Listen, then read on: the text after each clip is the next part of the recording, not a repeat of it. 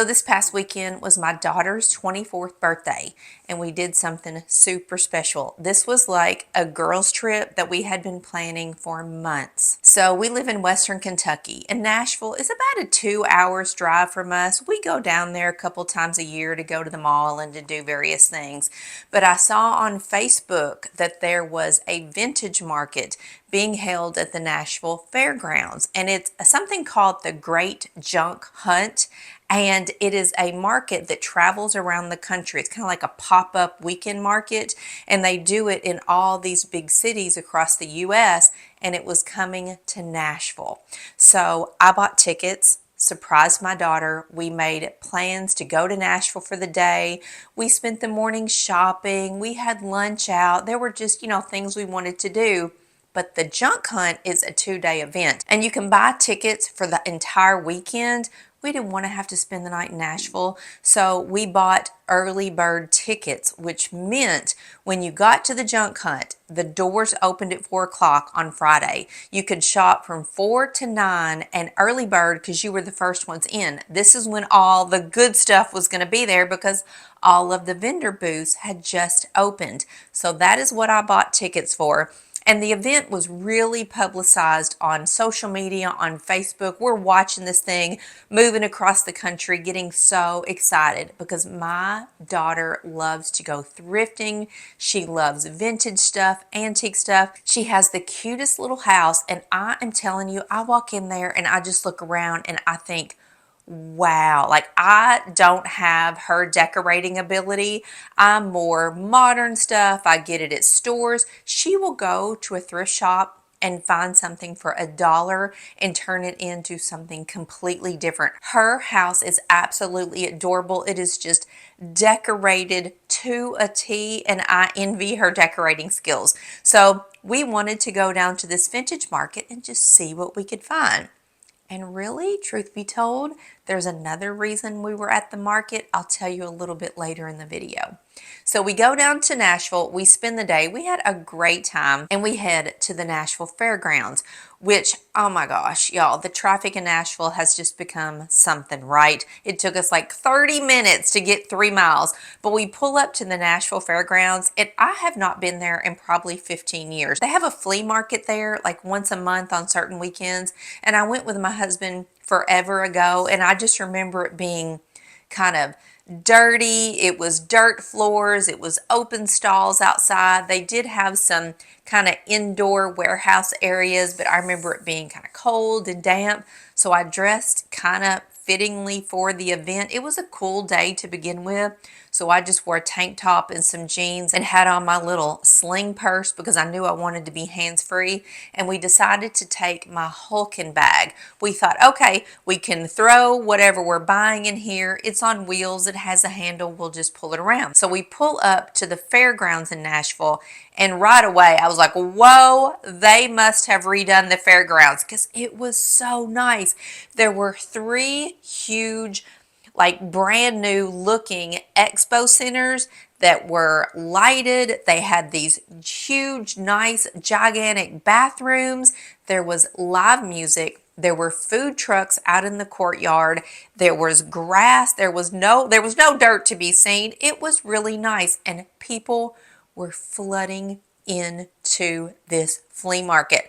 I don't know why I thought there would be just a couple people there, no big deal, because I bought my tickets weeks in advance, and I started getting emails from the junk hut saying buy one get one free, or buy one get one half off, something like that. So I just thought, well, maybe people aren't buying tickets, it's really not going to be busy. And I'm telling you what, I was wrong. Those doors apparently opened promptly at 4 o'clock. We got there at like 4:20 because the traffic, and there were people everywhere. We could not even decide where to start. So we just picked the first door, the first expo center that we came to, and we just decided to make a path and do the aisles back and forth so we didn't get super confused. We had a ball. We were there for almost 4 hours. So this was a true vintage and antique market. Nothing could be new. Nothing could be mass produced. And I didn't know this until my daughter explained it. But the true definition of the term vintage is something that is more than 20 years old. And antique means it has to be more than 100 years old.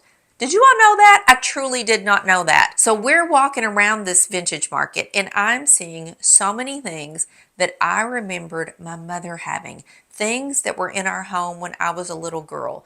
Kitchen items, salt and pepper shakers, Charlie's chips canisters. Do y'all remember those? My dad used to bring those home. They were like something special when we would get a canister of Charlie's chips. We went into a booth that was nothing but vintage purses. Agner, Dooney and Burke, they had purses from the 50s and 60s, which I thought was so cool. I gotta say, I think this was my favorite booth. My daughter and I were looking at chocolate brown purses and she found a beautiful red leather purse from 1950. She actually bought this one and took it out this weekend with the cutest little outfit. She sent me a picture. It is an adorable little purse. So it seemed that everybody who came to the market came prepared. Like they knew what they were doing. There were people with Hulking bags, with wagons, with these huge, gigantic shopping carts. There were people with double-decker shopping carts. They were there in teams. They were there in groups. They were scouring the place. Like, I don't know if these people were buying things to resell or if they just were like on the hunt for certain things they wanted for their home. I don't know, but everybody seemed to be on a mission except for us. We were like, strolling around and lollygagging around, just kind of going in and out of the booths. After we'd been there for about an hour or so, my daughter said, okay, we got to get serious here. We came here for a reason, which again, I'm going to tell you about in just a second. So we spent the evening looking at everything from furniture to outdoor goods, to fur coats, to gorgeous jewelry, to vintage clothing, kitchen items, canisters, vases, flowers. I mean, you name it, it was at this vintage market. And there were 3 different expo centers and we just worked them all. And it got to the point that, you know, we were the early birds. It got to the point that there were so many people there buying so many things. We could see people passing us with these long carts just mounded up with all of this furniture and rugs and just everything going out the door. There was one little furniture piece that we saw a little bit earlier, you know, when we first arrived, that was adorable. It was $65, I think, and I said to my daughter, you should buy this. It was so cute. And she's like, I don't know. Let's keep looking. And we came back to get it. Y'all, I thought it was going to be gone. It was there, luckily, but everything else around it was gone. In the end, she decided it probably wasn't the right piece. It wasn't going to fit where she wanted it to fit, so we did pass on it. I almost bought it for myself because it was just so cute, but I don't really have that kind of decor in my home, and it was a shorter, smaller table piece, so I don't really know where I would have put it. But if I had had a place, I would have bought it. It was so cute. We loved looking at the old books. I saw books that I remember, like children's books from when I was little. There were, you know, I love to read. So there were vintage books where the pages had turned brown and had the original owner or some owners handwriting in the margins, just beautiful cursive and manuscript. I love the books, and so did my daughter. And then teacups, tea sets, serving platters, dishes, needlepoint pillows, pot holders, just all of this gorgeous kitchen stuff. There was stuff to put outside. There were vintage wrought iron those little bistro sets that you would put outside in your garden. Everything that was at this vintage market was incredible. So the prices were kind of all over the place, and it really just depended on each booth. Some were priced really good. Others, we would pick up something and go, whoa, that is way out of our league. But there were all kind of buyers there looking for all kinds of things. So I do get it that, you know, there were different price points. So the Great Junk Hunt out in the courtyard had this huge like photo op section. So there were all these vintage plates and platters on the wall and a gorgeous golden vintage couch. So of course we had to have our photo taken over there. Another lady, we took her photo, she took our photo. We got some really good shots, I think. I shared one of the photos in my newsletter so you all could see what I was up to. And then we made the 2-hour drive home. By the time we got home, it was 11 o'clock at night. We were exhausted, but my daughter had a hulking bag full of goodies. So I'll show you what she got. And this is actually a video I took. We were in the driveway. My husband came out to greet us and he said, "You got to show me what you got." So she's pulling everything out of the hulking bag, showing him. So she bought that red leather purse from the 1950s that I already showed you. And in the booth next door to that one, she got this gorgeous, that fit her like a glove, vintage raincoat, like a trench coat. It's really thin, but the perfect look for her. She said she's always wanted something like this for in the spring, in the fall, on rainy days. You cannot find stuff like this anymore. So she got the raincoat. And then something I actually found for her, gosh, basically when we first arrived, she kept thinking about it. We went back to get it and she was lucky it was still there because it was my favorite piece. It is this beautiful serving platter that has strawberries kind of painted in the middle. It is so pretty. And there is kind of like a crack in it, but it looks like it's been there for a lot of years. And it just fits with the vibe of the platter. It's really pretty. I actually almost got it for myself. And in one of the booths, she found this gold, almost like a bowl chalicey type thing that had different sizes and different shapes, and she bought one. I don't know what she's going to do with that one, but it's really cute. She got a set of vintage books in different colors, and then she found a little ring holder that's a swan with its neck up that she fell in love with. The minute she saw it, that was like a done deal. She also got a set of, I can't remember if it was ducks or rabbits because she didn't actually want to unwrap it and show it to my husband, but it was a set of like kind of concrete small ducks or rabbits. Actually, I think it was ducks that you set on a bookshelf, or you could put it out in a garden. They're really small. I'm actually headed to her house right now. I'll see if I can get a picture of those for you because I'm sure she has them out. But we had a ball. If you see the Great Junk Hunt coming to your town, highly recommend that you go. Go the first day that it opens. Pay for the early bird tickets. They were like $20 or something. It's not a big deal. Show up with a hulking bag or a wagon and get ready to shop. And a lot of booths gave you a discount if you paid cash versus using your credit card. We did that as much as we could. But now let me tell you why we really went to the vintage market. So my daughter loves to decorate. My daughter loves older things, vintage, antique. And like I said, her home is styled so adorably cute. Even for her wedding, she went thrifting and bought little vases that went on the tables to hold flowers. Lots of things around the wedding she found at thrift shops very inexpensively. So in Paducah, where we live, we actually have a vintage market. It is open 7 days a week. It is called The Shed, and there are more than 200 vendors that have booths in the market. She is opening her own booth. She has been talking about this for probably a year now and doing her research and thinking back and forth, and she finally decided to go for it. So we went to the junk hunt, number one, to get inspiration on how people had decorated their booths, because it is a lot harder than it appears. You need furniture, you've got to stack things up, you need things to be labeled correctly and laid out correctly and styled and tagged, and there's just a lot to it. But that's actually where I'm headed today, is to start decorating her booth because it opens in 2 days.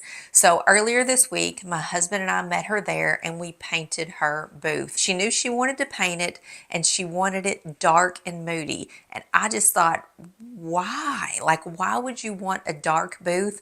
But when I went in the shed and I looked around, she was right. The booths that were painted a very dark color, the items that you're showing off and selling in the booth really just popped. They stood out.